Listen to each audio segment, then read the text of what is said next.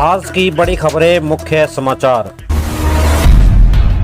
NEET परीक्षा धांधली case में सरकार क्या लेगी एक्शन, धर्मेंद्र प्रधान ने बताया। नीट परीक्षा 2024 में धांधली के आरोपों के बीच हड़कंप मचा हुआ है।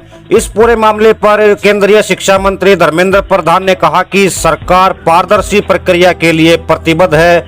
गड़बड़ी करने वालों को बिल्कुल भी बख्शा नहीं जाएगा। शिक्षा मंत्री ने कहा कि मैंने विद्यार्थियों से मुलाकात भी की है। देखें ये वीडियो। भरोसा है व्यवस्था के ऊपर, पारदर्शी तरीके से हुई है। इस बार जो मूल समस्या आई थी, समय कम मिलना 6 सेंटर में, कुछ स्थानीय 4750 में 6 सेंटर की गड़बड़ियों का नाम ने पूरा व्यवस्था को क्यों प्रश्न में लगाते हैं, जिसमें सुप्रीम कोर्ट भी अपना एक ओपिनियन दे चुका है, जिसमें विद्यार्थी संतुष्ट है। ये कहना कि सारे अव्यवस्था है, 23,33,000 विद्यार्थी, 4,750 सेंटर। अभी इस साल हमने नया 600 से ज्यादा नया छोटे शहर और ग्रामीण इलाका में सेंटर खोले।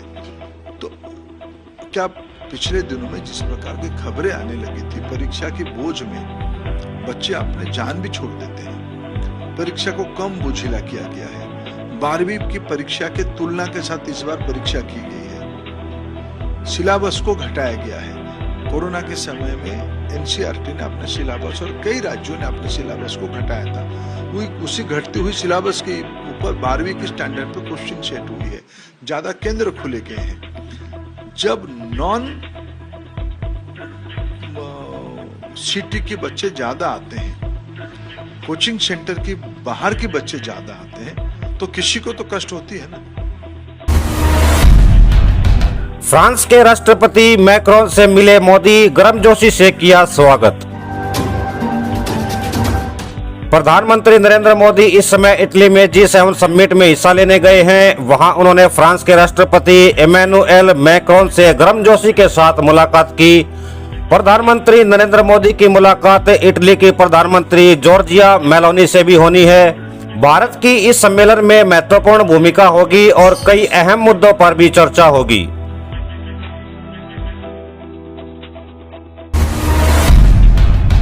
भजनलाल सरकार का बड़ा ऐलान, महिला शिक्षक भर्ती में अब से 50% आरक्षण। सीएम भजनलाल ने तृतीय श्रेणी शिक्षक भर्ती में महिलाओं के लिए आरक्षण की सीमा 30% से बढ़ाकर 50% करने के लिए राजस्थान पंचायती राज अधिनियम में संशोधन के प्रस्ताव को मंजूरी प्रदान की है। मुख्यमंत्री के इस संवेदनशील निर्णय से राज्य में महिलाओं को रोजगार के अधिक अवसर मिलेंगे। नीट में मनमाने तरीके से ग्रेस मार्क्स दिए गए, ऐसे हुआ इसका खुलासा। नीट परीक्षा में ग्रेस मार्क्स देने के तरीके पर विवाद खड़ा हो गया है। कुछ परीक्षार्थियों को मनमाने तरीके से ग्रेस मार्क्स दिए गए हैं। इसका खुलासा भी तब हुआ जब रिजल्ट में स्कोरिंग देखकर परीक्षा देने वाले और दिलाने वालों का माथा ठनका, क्योंकि नीट में पूरे नंबर लाने वाले 68 टॉपर में से 6 छात्र हरियाणा के बहादुरगढ़ के एक ही सेंटर के हैं।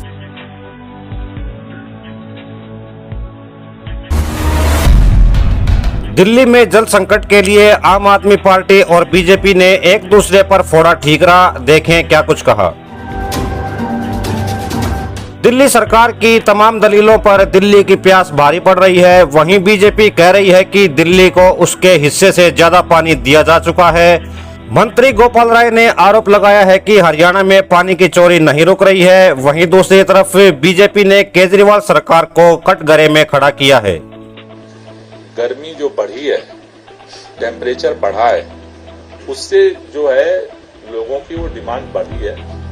दूसरा, जैसा सुप्रीम कोर्ट ने, जब सुप्रीम कोर्ट में हम लोग गए थे तो सुप्रीम कोर्ट ने कहा कि भाई इसका समाधान, क्योंकि दिल्ली पानी पैदा नहीं करता है, हिमाचल से पानी चलता है, फिर हरियाणा के माध्यम से यहाँ आता है।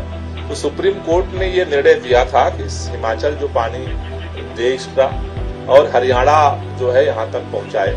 उसको लेकर के हरियाणा की जिस तरह से सरकार में सक्रियता चाहिए वो नहीं दिख रही है। तो इसको लेकर के भी लगातार इस पर काम हो रहा है, बात कर रहे हैं लोग। करके बताया कि दिल्ली को जितना पानी दिया जाना चाहिए था उससे ज़्यादा पानी दिल्ली को दिया गया है। तो कहीं ना कहीं ये सवाल अरविंद केजरीवाल को और उनकी सरकार को कटघरे में खड़ा करता है। और मुझे लगता है यही वजह है कि सुप्रीम कोर्ट को आज ये कहना पड़ा कि आपने इसके लिए क्या किया। मुझे लगता है इससे गंभीर टिप्पणी की सरकार के खिलाफ हो नहीं सकती है। अरविंद केजरीवाल उनकी सरकार को आत्ममंथन करना चाहिए।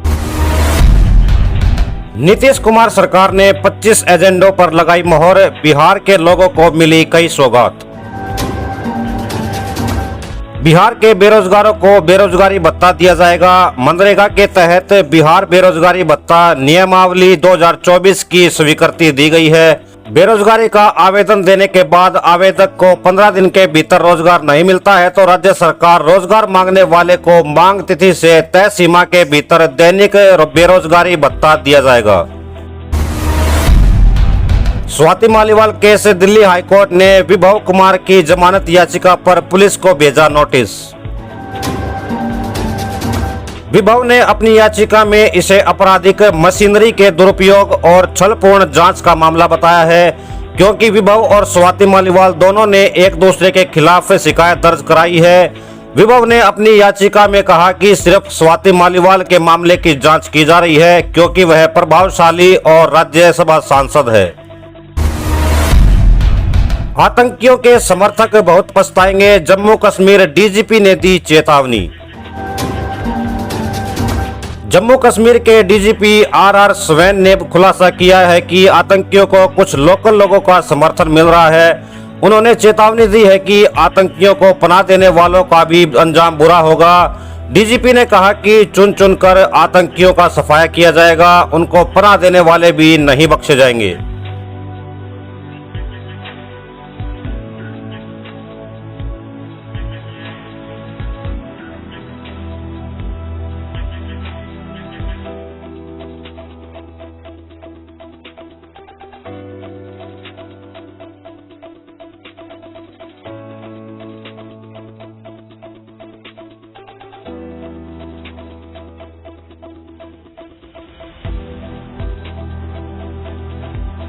एक एक करके इनको बाउल वाइज हमने 1995 से लेकर 2005 के बीच में जब इन लोगों ने 10 साल तक जम्मू की रीजन को पुंछ, राजौरी, किश्तवाड़, डोडा, रामबन को उथल पुथल करने की कोशिश करी, पर लोगों ने डटे रहे और फौज, पुलिस और पैरामिलिट्री उन्होंने अपनी एजेंसीज अपनी पूरी ताकत भिड़ा दी और इनको नष्ट नाबूद करने में कामयाब हुए।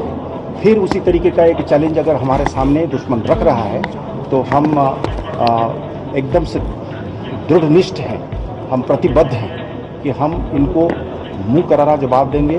चुन चुन कर एक एक कर, हम ज़्यादा तो तादाद नहीं हैं, हम इनको मार गिराएंगे। कोरोना से ही मिल रही थी ये छूट, अब होगी बंद। ईपीएफ से पैसा निकालने का बदला नियम।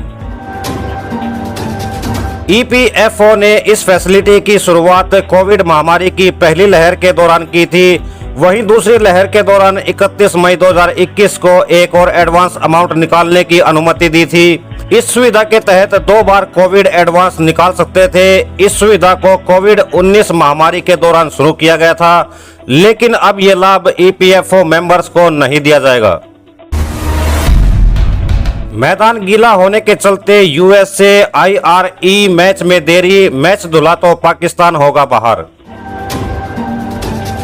T20 वर्ल्ड कप 2024 में अमेरिका और आयरलैंड के बीच मुकाबला है। दोनों टीमों के बीच यह मुकाबला फ्लोरिडा के central Broward regional park stadium में है। इस मुकाबले के नतीजे पर पाकिस्तान टीम की निगाहें भी हैं। यदि यूएसए यह मुकाबला जीत जाता है या बारिश के चलते यह मैच धुलता है तो पाकिस्तान सुपर 8 की रेस से बाहर हो जाएगा। उत्तर भारत में गर्मी का कहर, IMD ने यूपी के लिए जारी किया रेड अलर्ट।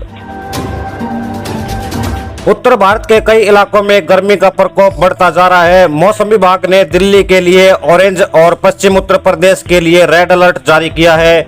अगले 5 दिन तापमान 45 डिग्री सेल्सियस के करीब रह सकता है।